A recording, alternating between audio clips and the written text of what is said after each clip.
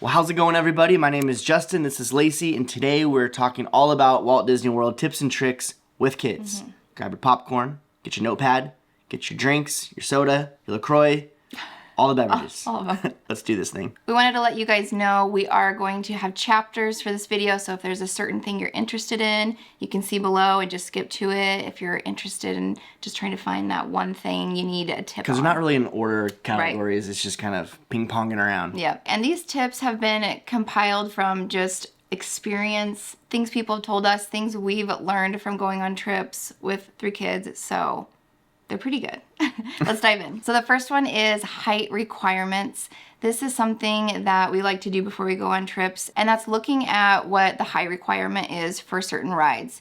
There's nothing worse than like hyping your kids up about going to Disney World and certain rides, and you get there and you're like, I'm sorry, you can't ride it. So we really like, and it's a fun thing, we like to measure them, see where they're at, and then we'll go through and just know beforehand what rides they can do, what rides they can't do, so we'll kind of figure out if we want to do rider switch, which we'll talk about that tip later, if it's something that some of our kids can't ride or some of them can. Now, we've learned this from experience, not actually at the parks, but it was actually on a Disney cruise with one of the slides, and so I know we're talking about Walt Disney World, but this is across the board. Just don't hype your kids up and then realize they can't go on. Because their youngest son, Tucker, was so bummed out that he could not go down the slide on the Disney cruise. Yeah. And it was our fault because we hyped it. Yeah. And also, if you're curious to know where to find the height requirements, you can just go on the app and then go to the rides, and you go, I remember scrolling all the way down and it'll show on there like what the height requirement is. So it's really easy to find. So our second tip is rider switch, which we just talked about height requirements. So this is so nice if you have someone in your party that is not tall enough to go on the ride. So for example, if I went with one of my boys and our other one's not tall enough to go, he could stay behind with Justin, but then they'll scan Justin's magic band, so then the second time around he doesn't have to wait in the actual like standby line. He can go in what's currently called the lightning lane, so he doesn't have to wait again in the, you know, however long the line is, and go through it faster, which is really nice. So then you're getting more ride time in, and it's nice because Justin wouldn't have to go alone. You can also take 2 other people in your party with you. So utilize that. It's great, especially with kids that are, you know, shorter and you can't ride all the rides, but you still get it in. So next tip is having a lost kid plan. So it kind of depends on how old your kids are. So if your kids are a little bit older, you can be like, hey, if you get lost, come back to this spot. You know, it's around this area, and that way they can just go right back there and they know. Obviously talk to them about, you know, cast members, going right to them, all of that. Now, if they're little and maybe they don't understand that quite yet, or if they're a little older, doesn't matter. We actually have air tags, and we have a bracelet that we'll link below. But they wear a bracelet, and we can track them wherever they're at in the park. We've never lost our kids in the park, and we plan not to. But it's always good to have that plan just in case. And for us, it's been good because we just made that a habit when we first get to the park. Hey, this is the spot you go. Make sure our air tags are ready to go. That's just like, it's part of our essential packing list for really any trip.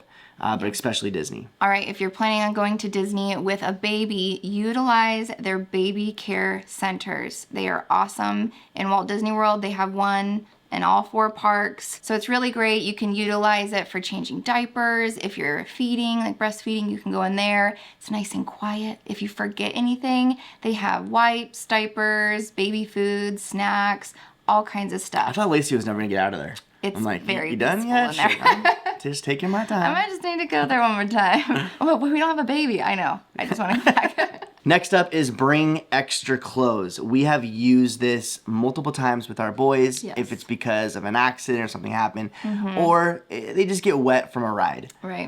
But it's nice having that. That way you don't have to go all the way back to resort. Yeah. Especially when it's Disney World. You know, you want to, we'll talk a little bit more about planning times to go back to resort, but when it's like unexpected, that's kind of a bummer. Right. I mean, you can buy a whole outfit if you want. Yeah.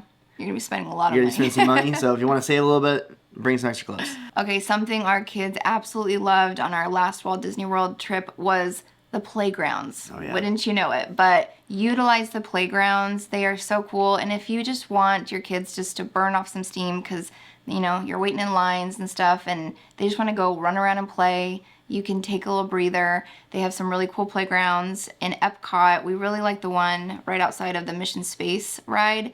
And it's nice because it's air conditioned. It's cool in there if it's hot. They can go in there and Also, play. Dumbo is pretty cool That because you one's wait in line, then you can go in there. Yeah, that one's in Magic Kingdom. That one is super fun.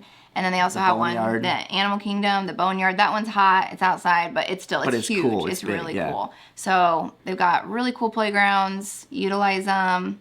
The kids will love it. So next up is bring a stroller. You may be saying, obviously, but just do some research. There's a lot of great strollers out there for travel. We have ones that we use specifically for Disney Cruise. We have ones that we use for the park, double, single, whatever. Yeah. But there are requirements for Disney, so make sure you look up those requirements for your stroller. But what we have done in the past, which we did this last trip, is we actually just rented a stroller, not from Disney parks, but actually a rental company, and we'll link that rental company below.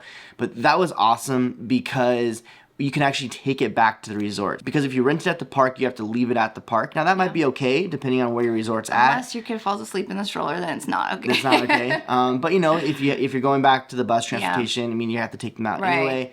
Just kind of depends. But what we decided to do is actually rent the stroller, and they brought it right to our resort. And so we're able to use it at Disney Springs, around our resort, all the parks. It was so nice. So nice. And then they just picked it up right before we left. Yeah. And it was really painless, simple. Yeah. And they have all kinds of different strollers that work for Disney. But they have just a bunch of options. Really affordable, too. Absolutely. Yeah. And let me tell you, we were very close to not bringing a stroller because before we went to Disney World, we were doing a Disney cruise. And we didn't want to bring it, so we found out the rental company. We're so glad we did because our son's a little bit older, but there is so much walking in Walt Disney World, you guys. It is. He was like on the verge of like, do we do this? Do we not? I think if we were in Disneyland, we would have just been fine. But Disney World, different animal. Right. And the cool thing is they actually had strollers that work perfectly for that kind of like age group where it's like they're kind of heavy or whatever, but they had strollers built for that. And so that was fantastic. Okay, this next tip is plan ahead with ordering your food. Yeah.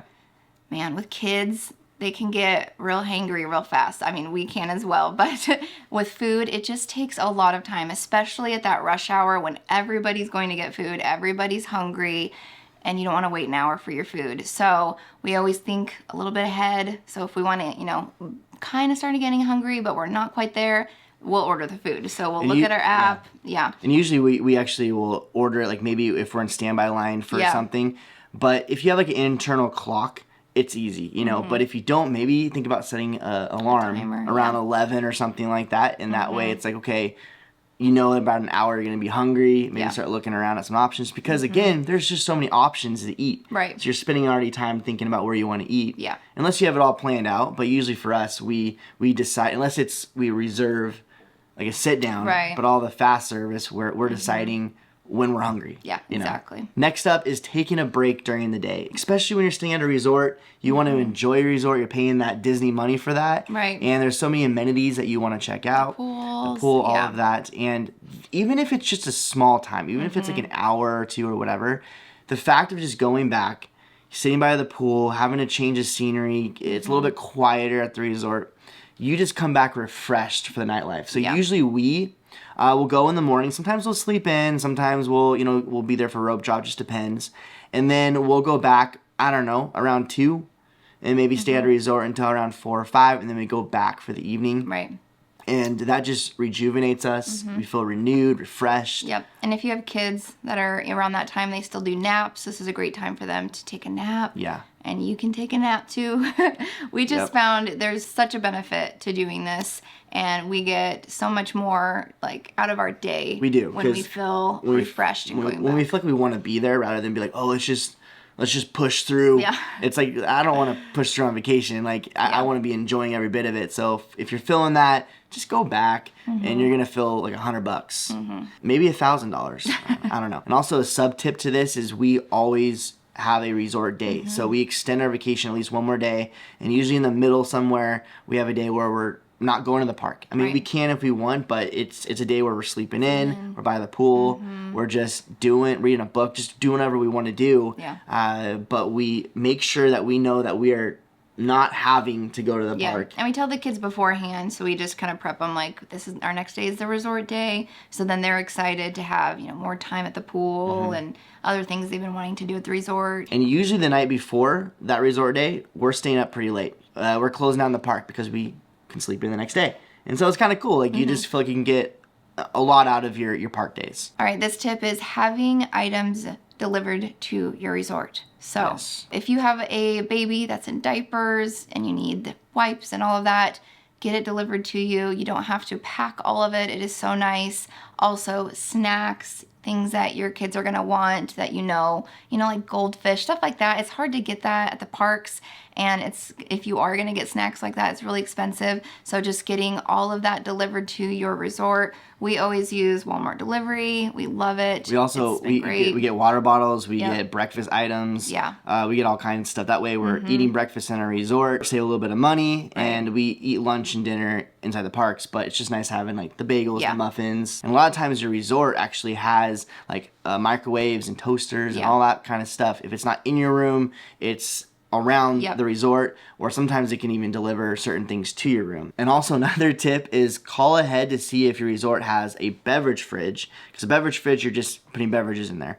or if it has an actual refrigerator. Right, so if you want to get milk or yogurt, things like that. All right, this next tip is stay hydrated. Another one where you're kind of probably like, duh, but with kids, especially in Florida, you almost don't even realize how fast you can get dehydrated and how hot it is when you're doing things and having fun. So we always bring water bottles for our kids that we can refill, just keeping them hydrated. And we almost, like we talked about earlier, like setting a timer for your food, almost setting a timer like, okay, it's water time, it's a water break time, like just keeping that in your routine, because there has been times where they're just getting so tired and we're like, oh, how much water have you had? So just keeping that going throughout the day is huge. Not only just water, but like electrolytes as well. Right. So like salts or like maybe a Powerade or Gatorade or something like that too. Those are always helpful because you're sweating a ton, and that will get you very exhausted very fast. And something that's really helped us is the night before we're actually at the park is we drink a ton of water. So that way we're already hydrated before we even start the day. It's horrible when you start the day when you're already dehydrated because it's hard to catch up. And so hydrate. And our last tip here is utilizing Kidcot in the World Showcase when you go to Epcot. So good. So I have heard from some people that Epcot isn't the most kid-friendly park. We totally disagree. I think there's so much stuff for kids to do. Our kids World love Epcot. Showcase is something we love to do. Yeah. But if you do Kidcot, that'll really help your kids get through it. Because they're excited to get to the next destination rather than be like, oh my gosh. How many more places are we visiting? Because we love going to the shops and trying the food. And so for them, they're excited because they're like, where are we going next? Are we going to China? Are we going to Japan? Because they get to get their little postcard. And if you don't know what Kidcot is, basically they get to visit each place around the World Showcase. They get a cool little postcard. That's a little fact. They have and then each station they'll have a cast member there and they can get their little postcard and color it. It's really fun. And then if they collect all of them at the last one, they get a little prize. Our last time we were there, we had to pull our kids out of school for just a few days.